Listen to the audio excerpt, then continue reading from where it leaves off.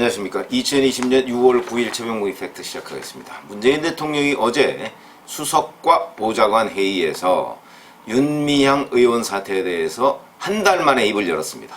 그런데 황당합니다. 그 얘기 전해드리고, 이런 잘못된 메시지, 본질을 외면한 메시지 때문인지 여성가족부가 그 정의연과 옛 정대협에 대해서 많은 지원을 했는데, 어떤 지원을 어떻게 했느냐, 혹시 여성가족부도 윤미향 의원 사태 이걸 덮는데 일조를 하고 있는 것 아닌가 하는 그런 의혹을 제기하는 야당 의원의 그 자료 제출 요구를 모조리 거부해 버렸습니다. 이거 거부할 수 없는 겁니다. 그런데도 뭐 거의 너희들이 어떻게 하겠느냐, 우리는 177석이다, 뭐 이런 의미로 보입니다. 어제 문 대통령이 얘기한 걸 보면 제가 전문을 다 읽어봤는데 아주 깁니다. 그런데 그거의 90%는 모두 다 아는 얘기입니다. 위안부 피해 할머니들의 이 운동, 그리고 이것에 대한 일본의 사죄를 받아내기 위한 운동, 이런 것들이 그동안 어떤 경과를 거쳐왔고 그것이 얼마나 국민들 가운데 높이 평가받아 왔는가, 그리고 전 세계적으로도 그 여론 환기를 시키는데 많은 기여를 한 것이고, 거기에 바로 이용수 할머니의 기여도가 있다, 뭐 이런 부분, 그 누가 모르는 사람이 어디 있습니까? 인터넷만 들어가도 지금 위안부 활동 뭐 이렇게 쳐보면요, 문재인 대통령이 얘기한 거에 100배쯤 더 많이 있습니다.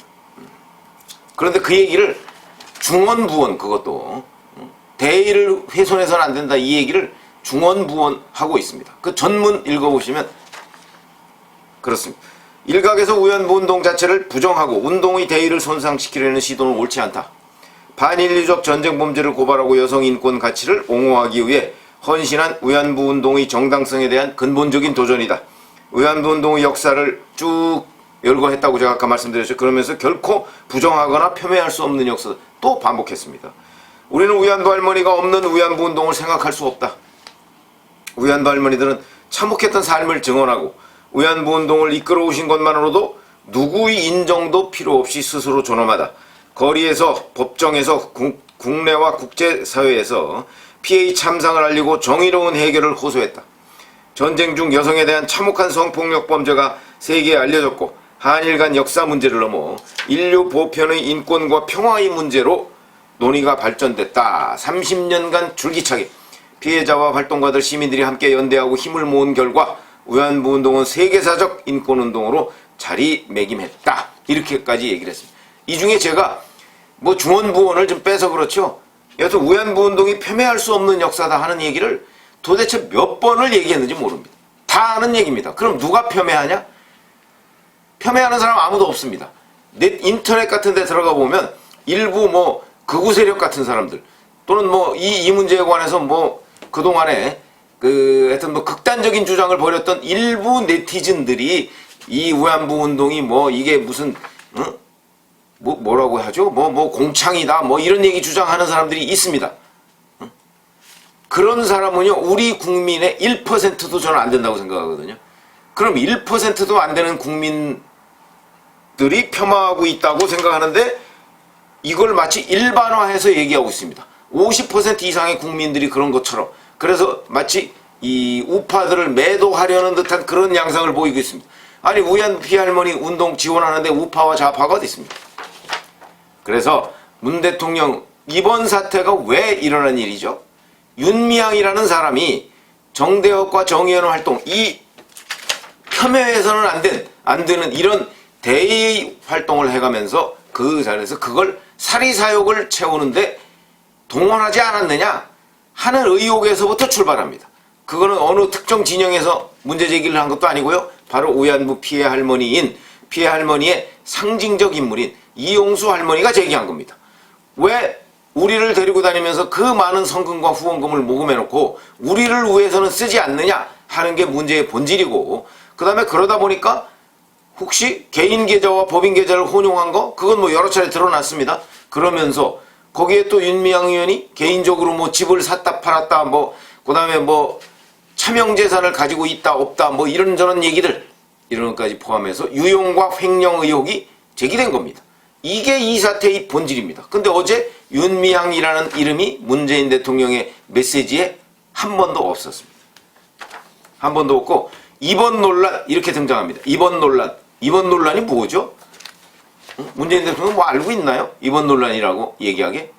한 달 만에 나온 메시지가 이런 겁니다. 그것도 맨 끝부분에 가 있습니다. 맨 끝부분. 앞에는 모두 다 아는 얘기. 위안부 피해 할머니 얘기 저희도 다 알고 있습니다. 대통령이 그거 가르치려 할 필요 없습니다.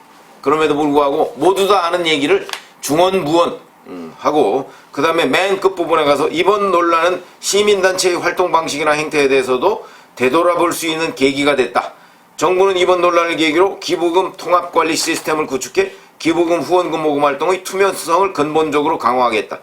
자신이 낸 기부금이나 후원금이 어떻게 사용되는지 투명하게 알 수 있다면 국민들의 선의가 바르게 쓰이고 기부 문화도 성숙해질 것이다. 이런 식으로 얘기했는데 이것도 어불성설이다. 왜 그러냐? 이번 논란은요.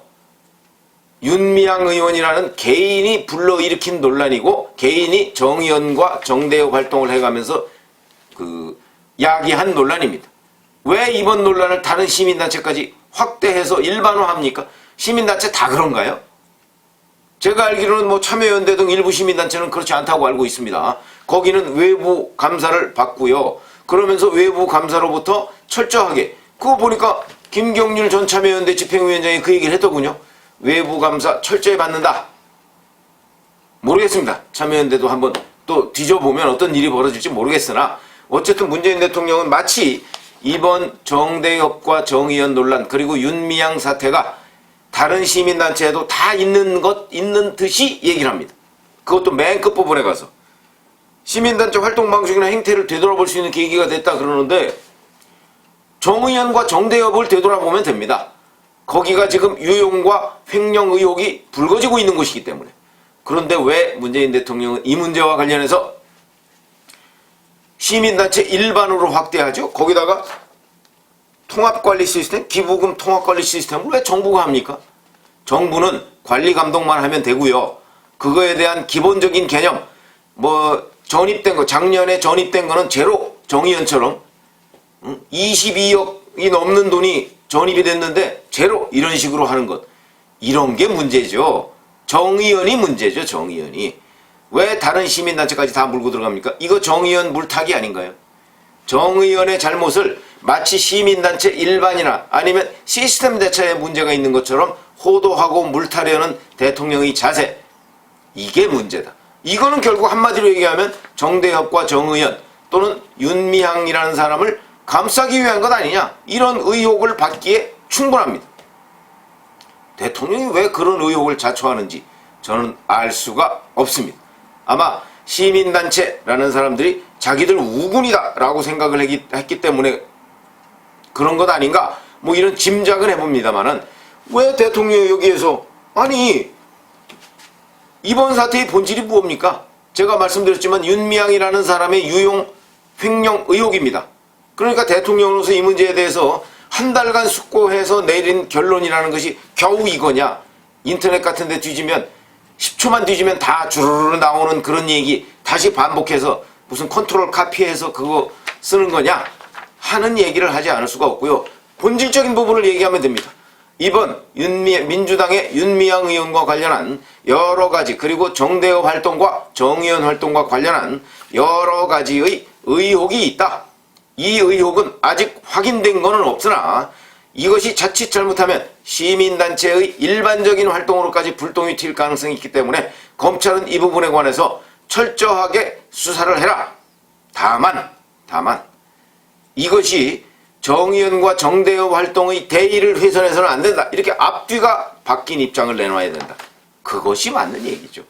본질을 먼저 얘기하고 그 본질에 따른 부작용을 우려하는 것 그걸 한 번쯤 언급해주면 될 일을 거꾸로 부작용을 95% 부작용은 지금 아무도 제기하지 않고 있습니다. 누가 지금 위안부 운동의 대의를 훼손하고 있습니까? 훼손하는 사람 없습니다. 일부 네티즌들이 훼손하고 있는 것이죠. 그럼 대통령이 일부 네티즌과 싸우려고 하는 것입니까?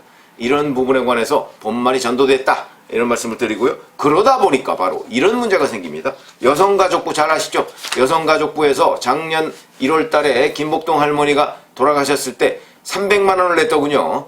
글쎄 그 여성가족부 공금을 제가 보기엔 그런 식으로 써도 되는 것인지 물론 위안부 피해 할머니들의 일반적인 뭐 지원, 다른 지원금으로 주는 건 모르겠으나 그걸 조의금 명목으로 300만 원 주는 것, 이건 김영란법에도 어긋나는 거로 제가 알고 있는데요. 그러니까 다른 명목으로 줘라. 그분들 살아 계실 때 생활지원금으로 줘라. 그걸 왜 조의금으로 300만 원을 주느냐. 뭐 그런 문제를 비롯해서, 자, 미래통합당 곽상도 의원이 자료 제출 요구를 했답니다. 지난 10년간 일본군 위안부 피해자 생활안정 지원 및 기념사업 심의위원회 위원 명단과 개최 내역. 심의위원회가 이런 거 결정을 한다고 하죠. 정 의원이 제출한 위안부 피해자 지원사업 정기보고서, 이렇게 두 가지를 좀 내달라고 했답니다. 이 두 가지 못 낼 게 어디 있습니까? 여성가족부는 자기들이 지원한 지원금에 대해서는 감사를 할 수가 있습니다. 원래 여기에 대해서는 감사원도 감사할 수 있습니다. 국고가 들어간 부분에 관해서는 감사할 수 있습니다. 그런데 우선 거기에다가 이 기념사업 심의위원회에서 결정을 해서 자기네들이 주지 않겠습니까? 그러니까 그 심의위원 명단 좀 내놔봐라. 도대체 누가 심의를 했는지, 그리고 심의한 기록 같은 거 있을 거 아니냐. 다 그 기록 보존하죠. 내놔라. 그 다음에 정 의원이 위안부 피해자 지원사업 누구를 어떻게 지원했는지 그거 보고서 좀 달라. 주게 돼 있습니다. 그런데 못 내겠다. 이렇게 거부했습니다.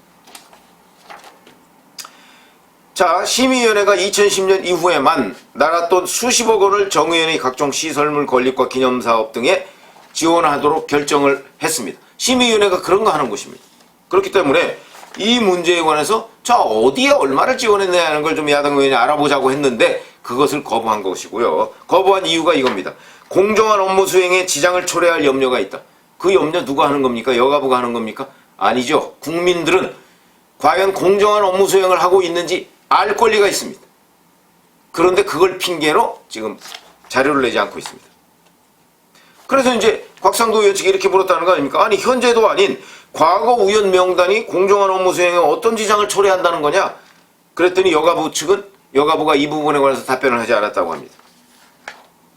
그 다음에 정의원의 정기보고서, 이것도 정의원이 여가부가 작년부터 국고에서 작년에 6억 1천만 원, 2020년 올해 5억 2천만 원을 정의원에 맡겼습니다. 그냥 돈을 맡겼습니다. 쓰라고.